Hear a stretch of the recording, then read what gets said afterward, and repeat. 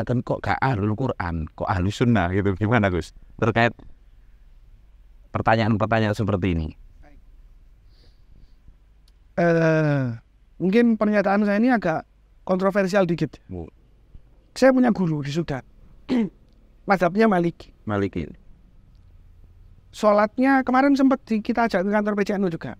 Sholatnya Maliki, Allahu Akbar, tangannya di bawah, tidak ke sini. Allahu Akbar, tangannya di bawah. Itu menarik tadi Gus. Kenapa kok tadi sempat dijelaskan oleh Gus Hatta terkait ahlu sunnah. Jadi perkataan sunnah itu perkataan, perbuatan, dan persetujuan.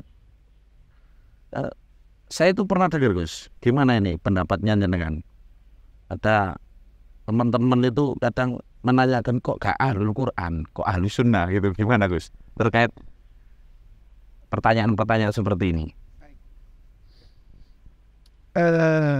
Mungkin pernyataan saya ini agak kontroversial dikit. Tapi gak apa-apa lah.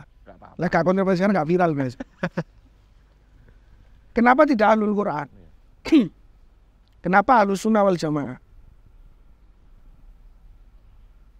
Saya kasih analogi sederhana aja. Simple analoginya. Al-Quran itu ketika turun zamannya Kanjeng Nabi, itu panjenengan apa tahu betul Quran yang ada zamannya Nabi Muhammad?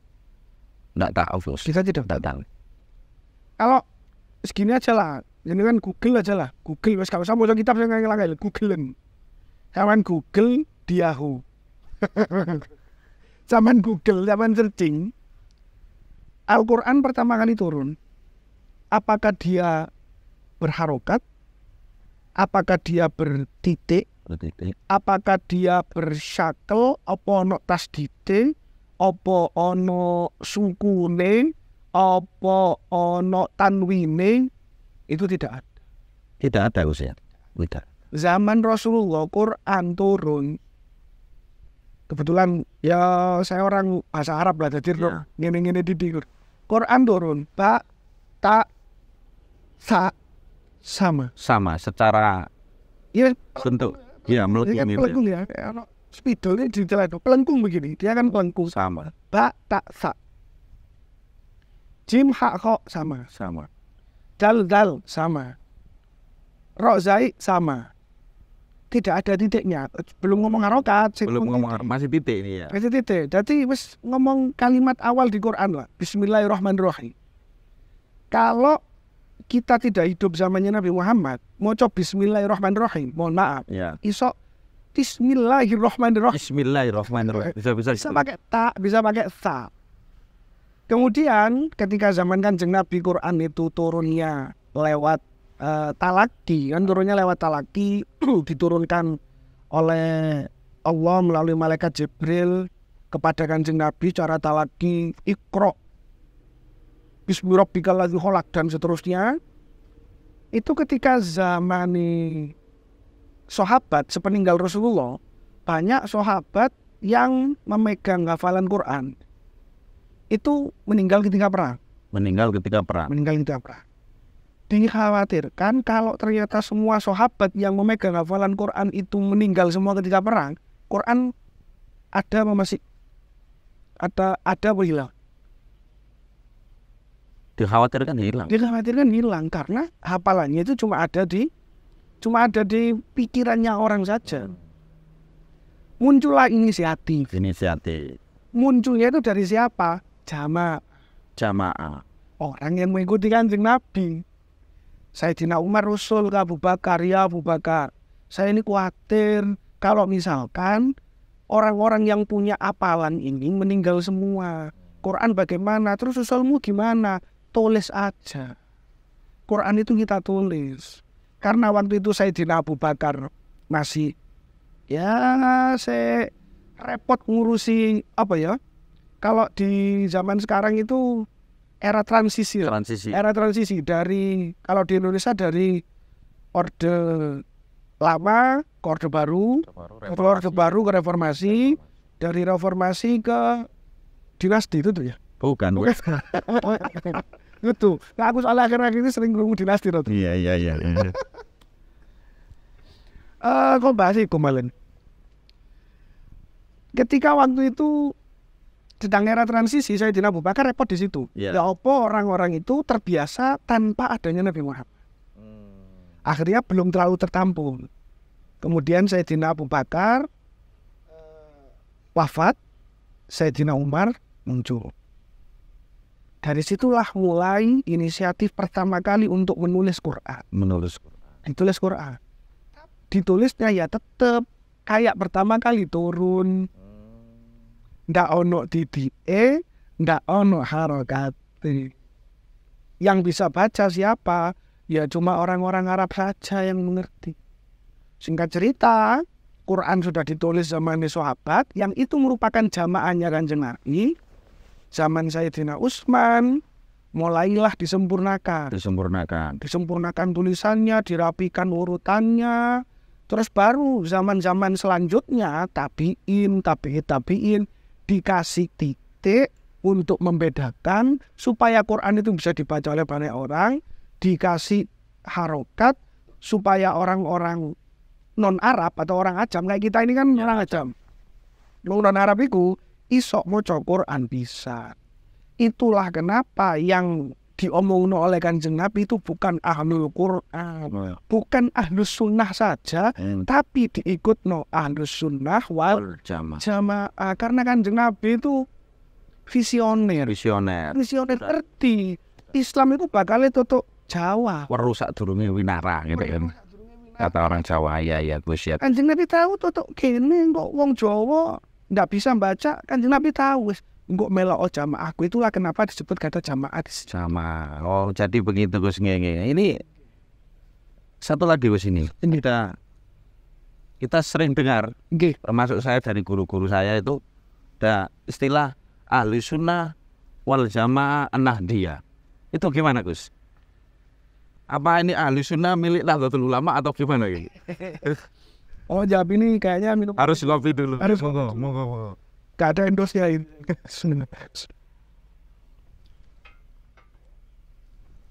Jadi ada embel-embel atau ditambah an-nahdiyah gitu gimana? Baik. Ahlus sunnah wal jamaah itu seringkali saya katakan itu rumah besar kita. Orang yang memenuhi aspek-aspek untuk termasuk dikatakan sebagai orang Ahlussunnah wal Jamaah, maka dia bisa dikatakan orang yang betul-betul mengikuti paham Ahlussunnah wal Jamaah. Nah ini ikut aspeknya dari mana? Tadi kan saya singgung sedikit. Orang yang tidak hanya ngurusi ibadah saja, tapi beliau juga berahlussunnah wal jamaah dalam muamalah sehari-hari dengan sesama manusia. Mohon maaf ya. Saya mohon maaf kalau pemirsa sama agak lupa jenengan. Ketika banyak kasus kemarin di Indonesia itu atau di tempat lain, orang yang membunuh orang lain, ngebom kantor polisi lah, atau menusuk orang lain lah, membunuh orang lain lah, itu ngapunten, orang-orang yang katanya orang Islam itu, mereka itu orang yang ahli ibadah atau tidak? Mereka itu rata-rata ubudiyahnya bagus. Ubudiyahnya bagus.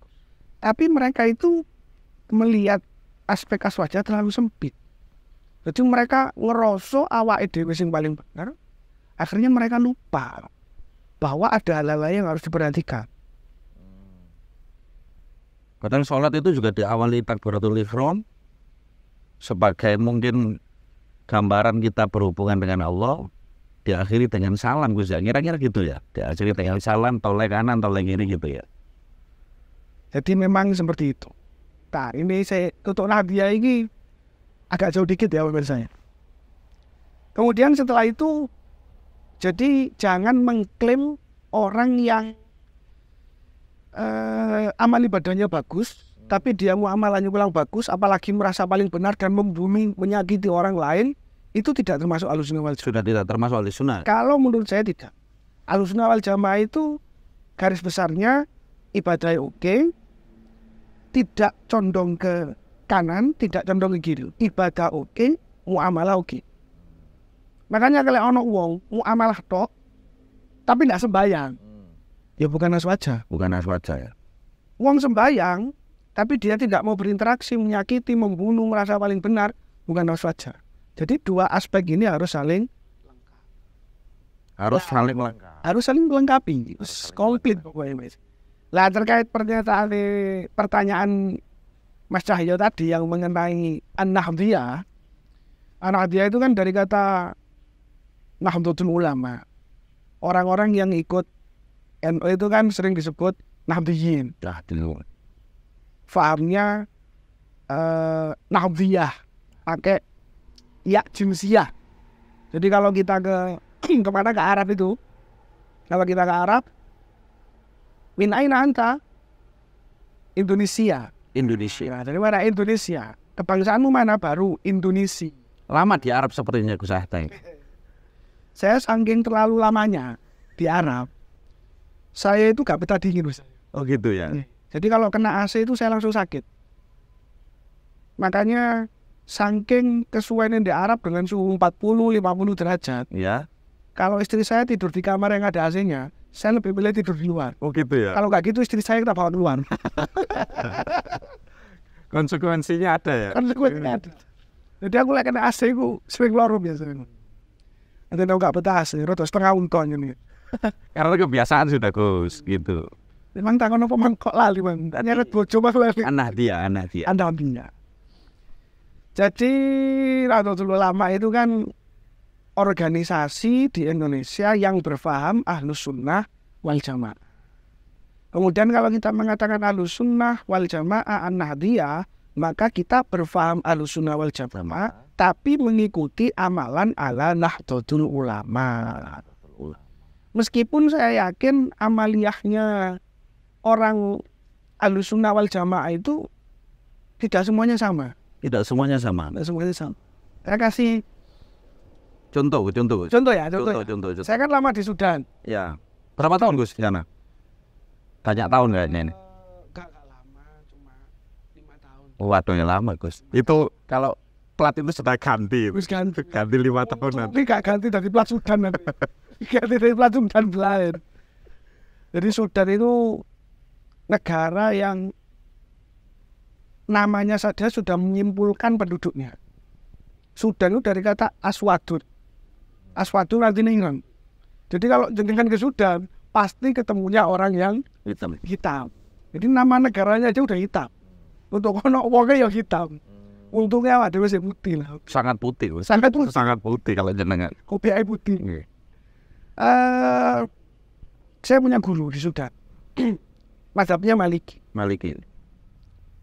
Sholatnya kemarin sempat kita ajak ke kantor PCNU juga. Sholatnya Maliki, Allahu Akbar, tangannya di bawah, tidak di sini. Allahu Akbar, tangannya di bawah. Dia ketika kami tanya Ahlus Sunnah wal Jamaah, cuma dengan thariqahnya beliau, dengan caranya beliau. Apakah beliau Nahdiyah? Beliau mustasyar PCI NU di Sudan. Pengurus cabang istimewa Nahdlatul Ulama sudah. Beliau mustasyar di situ. Apakah beliau Nahdiyah? Kalau kita mau ngaji kitab NU lebih banyak, kita lihat muqaddimahnya Hasyim Asy'ari, itu Nahdlatul Ulama itu sebetulnya bukan hanya Syafi'i, Maliki, Hanafi, Hambali, Syafi'i, 4 mazhab. Makanya kami mikir waktu itu ya kita tarik saja karena beliau kan bermazhab sama dengan kita.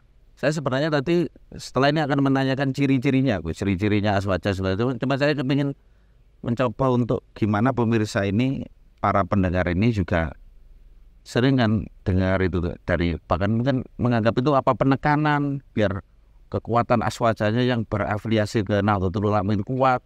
Nanti Ahlus Sunnah wal Jamaah an-Nahdiyah itu ada beberapa yang aneh itu. Ada orang sholat sikile itu menggangi kenemenan sampai kakinya itu menyakiti orang lain dengan alasan merapatkan, meluruskan soft dan barisan. Kita kan kadang risih kan. Ya. Jentik di pepet-pepet itu kan risih. Tarik juga kadang Gus. Ditarik juga. Tarik cekel banting gitu. Kita kan risih kadang kan. Sementara orang itu mungkin belum ngerti. Karena ada orang yang belum ngerti. Mereka itu maksudnya meluruskan soft dan rapatkan barisan itu apa. Wajarnya lah orang kan ngerti, sikilnya di desel-desel kan risih mereka kan. Lapo toh jedekku diudik-udik ini lapo gitu kan. Itu kan mengenalkan Islam dengan cara yang kurang baik.